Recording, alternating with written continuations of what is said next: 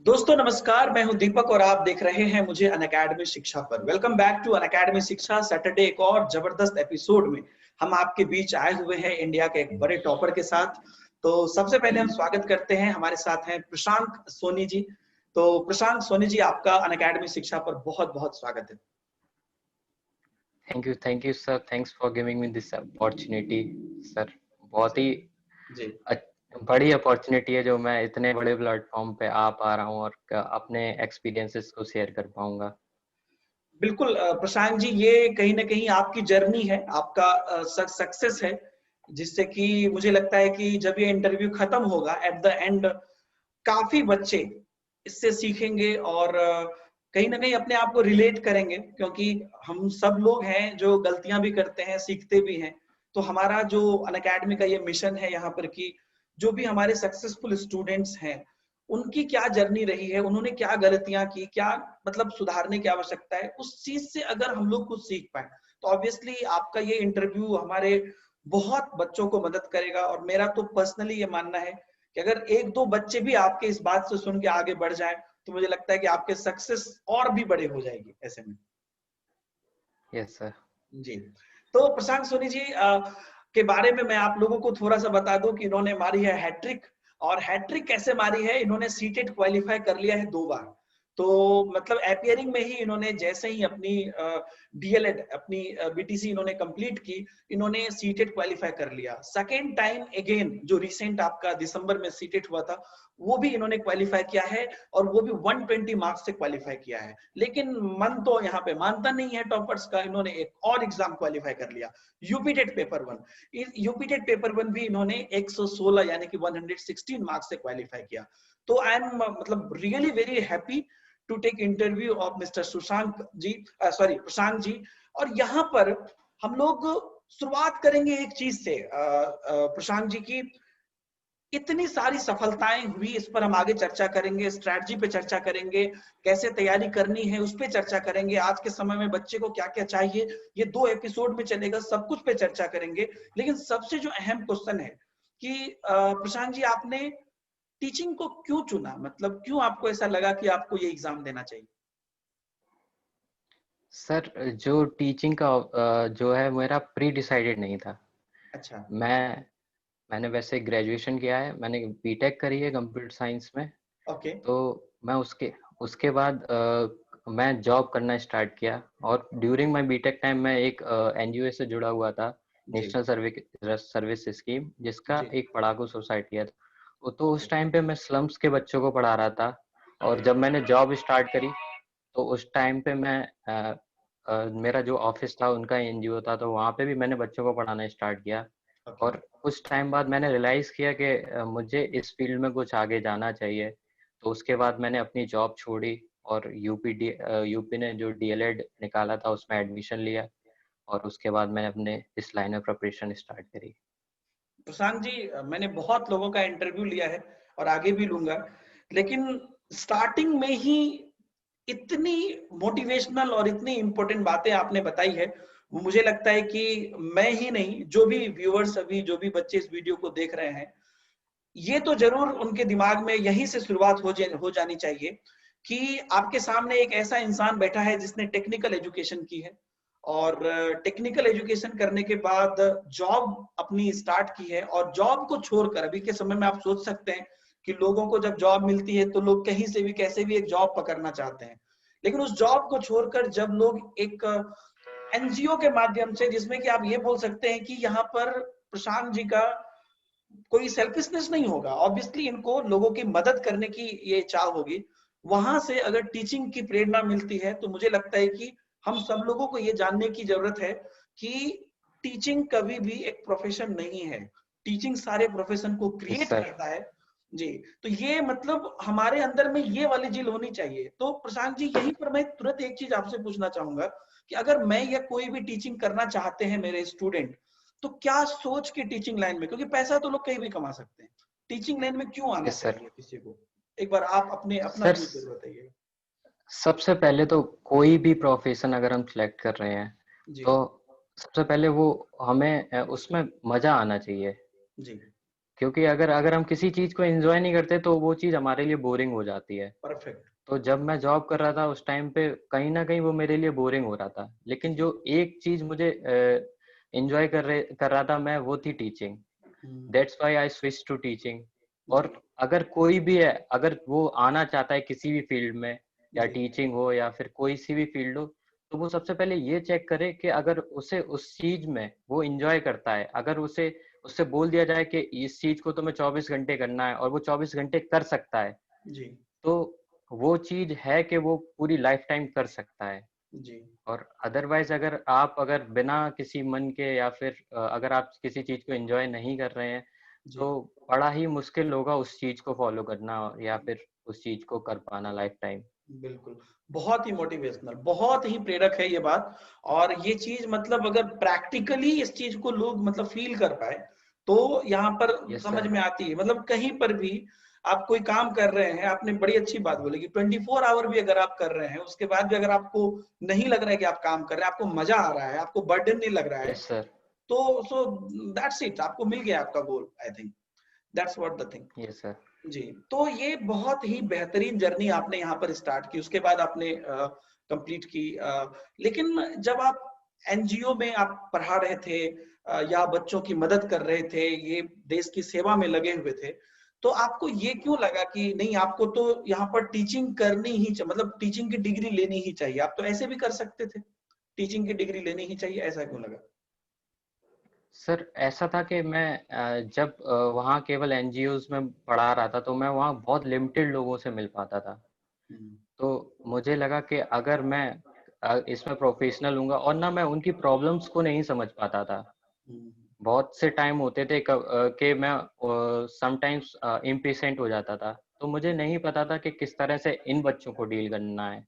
जी तो मैंने सोचा इस चीज में मुझे प्रोफेशनल होना चाहिए, ताकि मैं इन बच्चों की नीड्स को समझ सकूं जी और भी सारी बारीकियां समझ सकूं। क्योंकि केवल खुद को नॉलेज होना ही जरूरी नहीं है, बच्चों को किस तरह से समझा सकते हैं, किस तरह से पढ़ा सकते हैं, जी वो आप एक प्रोफेशनल ट्रेनिंग के थ्रू सीखते हैं। सीखते दैट्स हैं। व्हाई जी मैंने बिल्कुल सोचा कि बिल्कुल बिल्कुल। तो वो मतलब यहाँ पर मतलब ये बात बोल के आपने प्रशांत जी, मुझे लगता है कि इस डिग्री की अहमियत बढ़ाई है।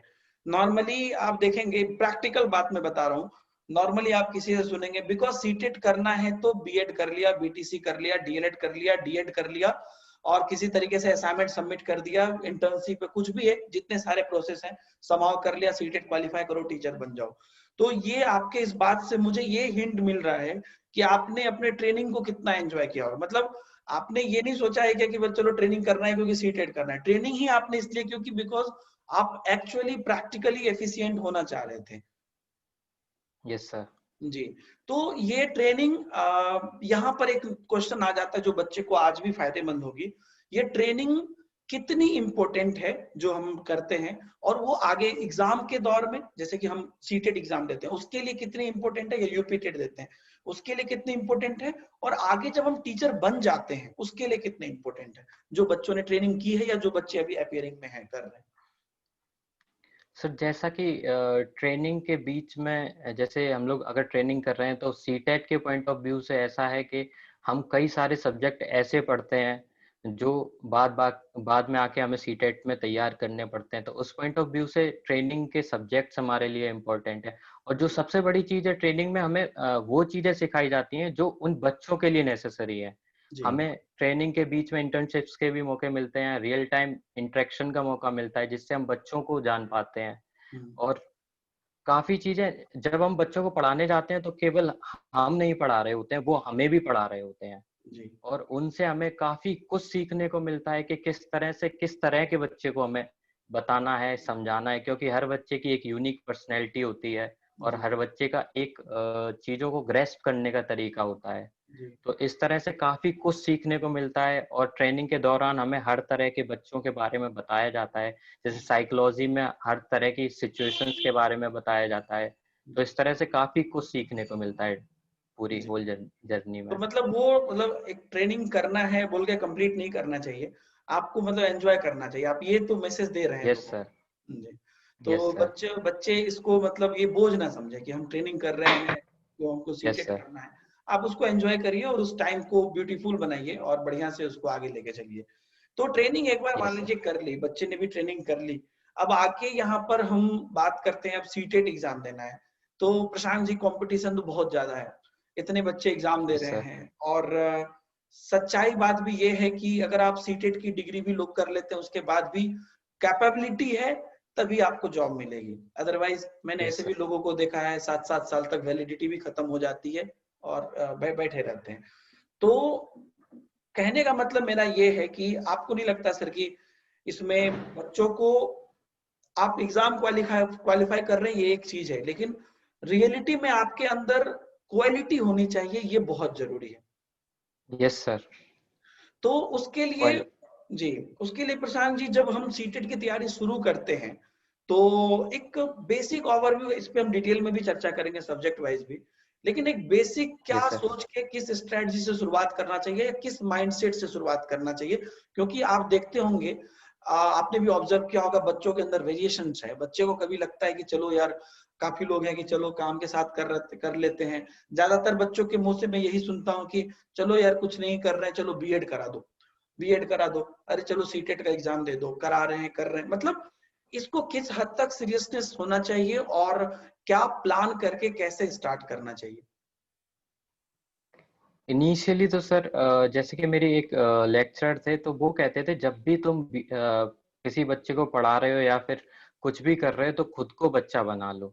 जी तो जब भी हम लोग सीटेट की प्रिपरेशन कर रहे हैं या फिर कुछ भी सोच रहे हैं उसके लिए, तो खुद को बच्चा बना के ही पढ़ो, ताकि तुम उन चीजों को समझ सको। क्योंकि हमें कुछ हाई लेवल की चीजें नहीं पढ़नी है कि जी बहुत ज्यादा हमें रॉकेट साइंस पढ़नी हो। जी हमें उन बच्चों को कैसे पढ़ाना है वो समझना है, और वही एग्जाम में हमें बताना है कि हम कैसे पढ़ाएंगे। जी काफी क्वेश्चंस ऐसे होते हैं जिसके हर एक ऑप्शन सही लगते हैं हमें।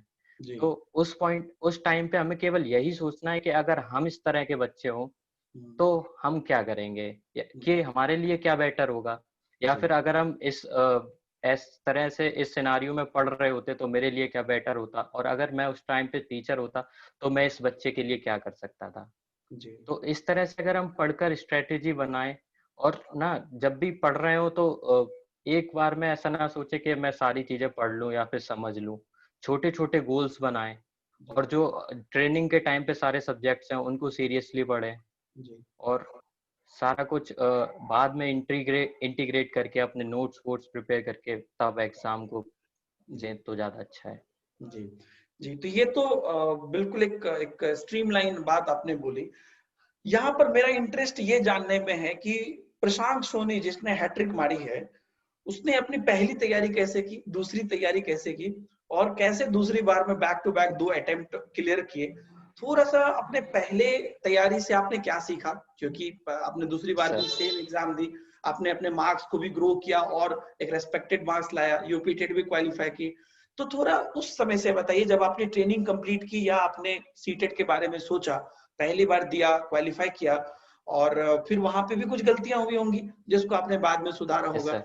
थोड़ा इस जर्नी को यस अगर सर। आप बताएं तो बड़ा हेल्पफुल होगा। सर जैसा कि मैंने पहला अटेम्प्ट दिया था जुलाई 2019 में, तो जी उस टाइम पे मैं थर्ड सेमेस्टर में था, और मैंने ये सोचा था उस टाइम पे कि जो भी मैं पढ़ रहा हूँ जी उसी के बेसिस पे पेपर आना है। तो उस टाइम पे मेरे पास पढ़ाई तो थी लेकिन स्ट्रेटेजी नहीं थी सर। जी तो जब आपके पास स्ट्रेटेजी नहीं होती तो कहीं ना कहीं आप चूक जाते हैं। तो उस जी टाइम पे मेरा क्वालिफाई तो हुआ, लेकिन जो रिजल्ट होता है वो रिजल्ट था, गुड रिजल्ट नहीं था, जैसा कि आपने कहा रेस्पेक्टेड मार्क्स। जी तो वो उस टाइम पे मेरे लिए, मेरे पॉइंट ऑफ व्यू से वो इतना अच्छा रिजल्ट नहीं था मेरे लिए।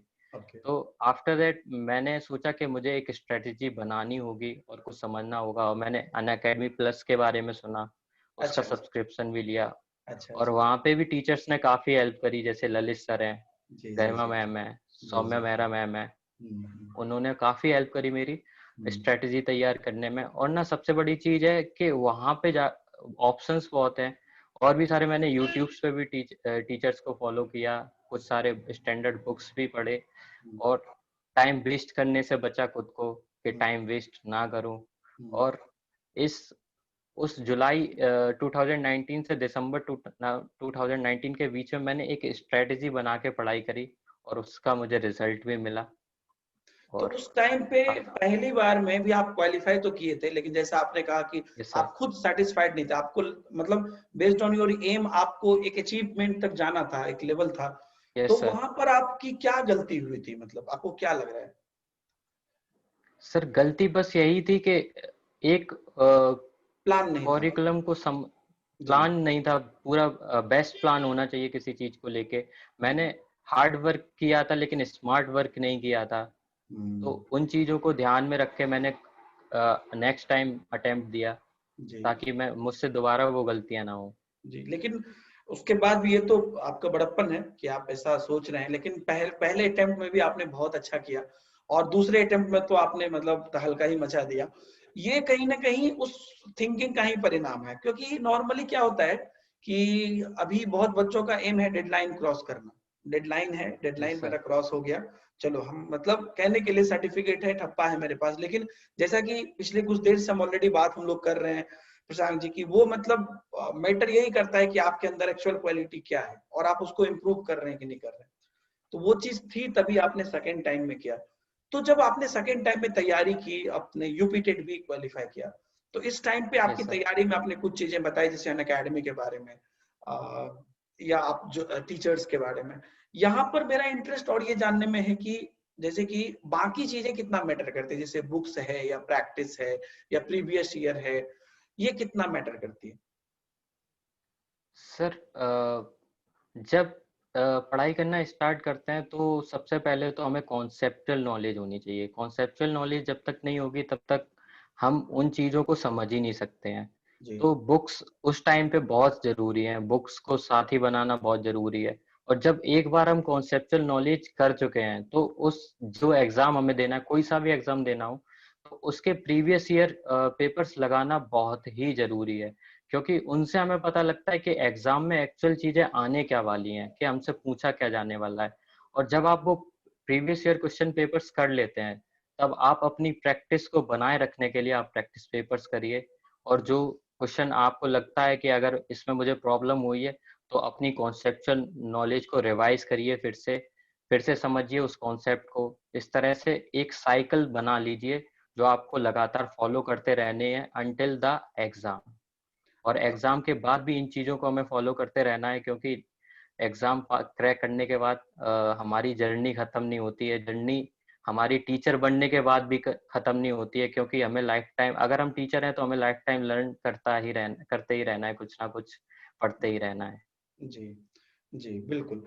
तो कहीं ना कहीं मतलब वो फील्ड में चले जाना है, मतलब आपको एक यस सर। टीचर की तरह सोचना है। पहली बात तो आपकी यस सर। सोच एक टीचर की तरह होनी चाहिए, और उस वे में आपको क्योंकि प्रीवियस ईयर से आपको वो फ्लेवर मिलता है कि हाँ यही है, मतलब अब रियलिटी पे where I exist by the वे।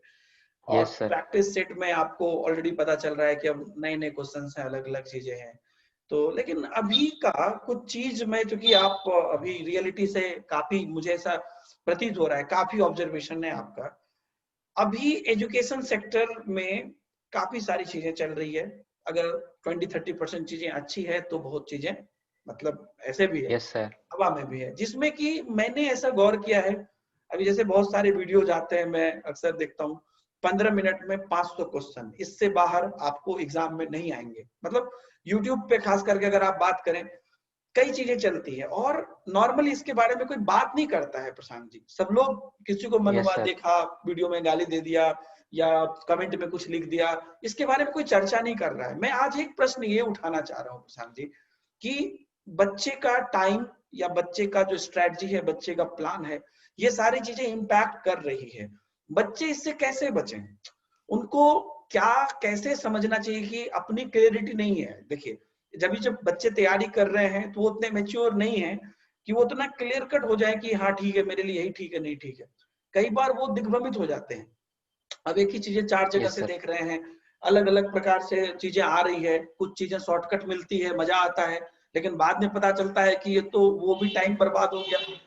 तो ऐसे समय में बच्चे यस का सर। माइंडसेट कैसा रहना चाहिए अभी के 21वीं शताब्दी में, जो ये प्रॉब्लम आ रही है इसमें? सबसे पहले तो सर इस चीज से बचने के लिए हमारे पास होना चाहिए पेशेंस। हम्म, क्योंकि ना किसी भी काम को अगर हमें करना है और अच्छे से करना है तो उसके लिए कोई शॉर्टकट नहीं होता है सर। जी तो जैसे कि हमें यूट्यूब पे अक्सर देखने को मिलते हैं 15, जैसा कि आपने कहा 15 मिनट में 500 क्वेश्चन करिए, जी तो उसमें हम 500 क्वेश्चन तो कर सकते हैं, लेकिन अक्सर होता है उन्हें भी पता है ऑप्शंस, वो टिक करते चले गए, बताते चले गए इसका आंसर ये है, ऐसा है। लेकिन हमें ये पता होना चाहिए कि उनने बाकी के, जैसे अगर 4 ऑप्शंस है तो बाकी के 3 को क्यों करेक्ट छोड़ा। जी तो अगर हमें ये चीज पता है कि उन्होंने बाकी के 3 को क्यों छोड़ा, तो हम उन्हें भी फॉलो कर सकते हैं। और जी जब तक हमें ये चीज नहीं पता है, तब तक हमें उस टीचर को फॉलो करना चाहिए जो टीचर हमें ये बता रहा है ये 3 चीजें हम क्यों छोड़ेंगे। तो ये बहुत बच्चों को बढ़िया ये समझना चाहिए कि हमें क्या बेटर है हमारे लिए, क्योंकि एक शॉर्टकट ढूंढना बहुत मुश्किल हो जाती है, क्योंकि ना जब हम लोग प्रिपरेशन कर रहे होते हैं तो हम लोग शॉर्टकट्स ढूंढ के उस जैसे क्वेश्चन अगर हमें एग्जाम में मिल जाते हैं तो हम सोचते हैं कि एग्जाम सरल था। और जब हमें उस तरह के क्वेश्चन नहीं मिलते हैं तो हम लोग कुछ अलग अलग तरह की बातें करते हैं कि इतना कठिन बनाया, सिलेबस से बाहर आया। जी तो उन सब बातों से बचना है तो वो 3 ऑप्शन क्यों काटे, वो हमें जरूर समझना पड़ेगा। बहुत बढ़िया टिप्स है। और मुझे लगता है कि इसमें सब कुछ आ जाता है। इसमें अगर आप यस कोई सर। अगर ये भी बोलते हैं कि आप एनालिसिस करिए क्वेश्चन को, कोई बोलते हैं क्या कि आप उसकी उस कंसेप्ट को समझ के आंसर करिए, ये सारी बातें आपके एक लाइन में आ जा रही है। क्योंकि अगर आप उस यस 3 सर। ऑप्शन को काटना जान रहे हैं तो मतलब कि आप सब कुछ जान रहे हैं। आपके पास कंसेप्ट का यस सर। नॉलेज है, आपके पास उस डिटेल में क्या सही क्या गलत उसके बारे में है, ऑप्शन कैसे आपके साथ प्ले कर रहा है उसको आप समझ रहे हैं, सब कुछ उसी लाइन के अंतर्गत आ जाती है। तो ये बहुत अच्छी बात बोली आपने। ये मतलब ये बहुत अच्छा लगा मुझे कि अब वो चीज अगर आपको मिल रही है तो मतलब फिर ठीक है, वो फिर कोई दिक्कत नहीं है। Yes sir. तो वो थोड़ा सा आपको मैटर करता है कि स्ट्रैटेजी मतलब प्लान आपका है क्या और कैसे आप कर रहे हैं।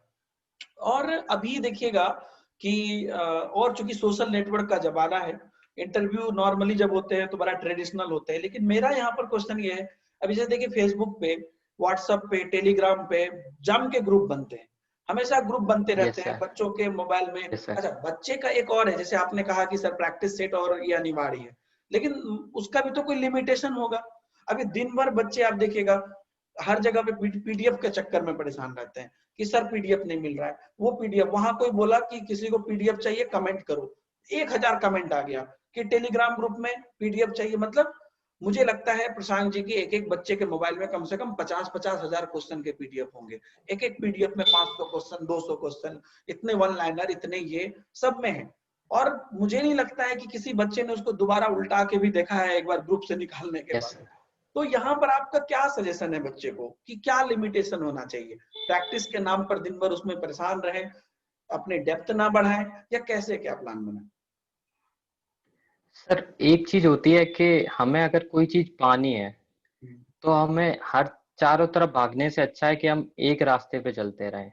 जी तो जैसे कि पीडीएफ वगैरह हैं, वो सब उस उन्हीं कॉन्सेप्ट पे बेस्ड हैं जो हमको कॉन्सेप्ट पढ़ रहे हैं। अगर आप किसी कॉन्सेप्ट को क्लियर कर लेते हो तो आप खुद से उस कॉन्सेप्ट पे हजारों क्वेश्चन बना सकते हो। जी तो आपको क्वेश्चंस के पीछे नहीं भागना है, आपको जी कॉन्सेप्ट के पीछे भागना है। और कॉन्सेप्ट कोई पीडीएफ नहीं बताएगा आपको, कॉन्सेप्ट कोई प्रोफेशनल बंदा बता सकता है, कोई टीचर बता सकता है, या फिर आपकी खुद की ऑब्जर्वेशन वो बता अध्ययन, सकती है। Self analysis. सेल्फ जी एनालिसिस बहुत जरूरी है सर। तो जी स्टडी मटेरियल की तरफ नहीं भागो, स्टडी करने की तरफ भागो। हाँ वो क्योंकि अभी बहुत मतलब क्योंकि ये मोबाइल वाला जो जमाना है प्रशांत जी, इसमें मतलब हर चीज मोबाइल यस पे सर। ही है। और लोगों यस का, सर। बच्चों का दिमाग भी बड़ा डेविएट होता है, इसलिए ये भी क्वेश्चन मैं पूछूंगा। जैसे कि यूट्यूब पे आप वीडियो देख रहे हैं, सपोज आप वीडियो देख रहे हैं, नीचे सजेशन में आ गया कि कोई एक नया कॉमेडी वीडियो रिलीज हो गया, या कोई एक नया ये हो गया, वो आपको तुरंत सजेशन में दिखा देगा।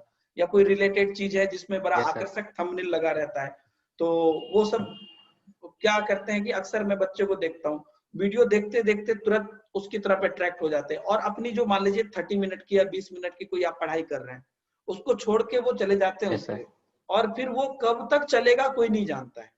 तो ऐसे में कैसे यस सर। मतलब अपने आप को, ये आपने फील किया होगा प्रशांत जी, ऐसा कई यस बच्चों के सर। साथ होता है।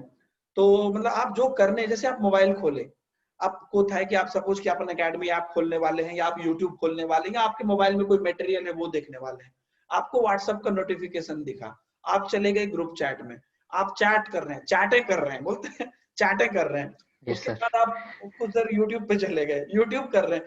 मतलब आप किस गोल से मोबाइल खोले थे, वो चीज आपको 1.5-2 घंटे बाद रियलाइज होगा, जब आपको कोई और काम आएगा, अरे मोबाइल हम इसलिए खोले थे, और यस आप सर। पढ़े भी नहीं, किसी और में चले गए। कैसे बचें, बहुत बड़ा प्रॉब्लम है प्रशांत जी।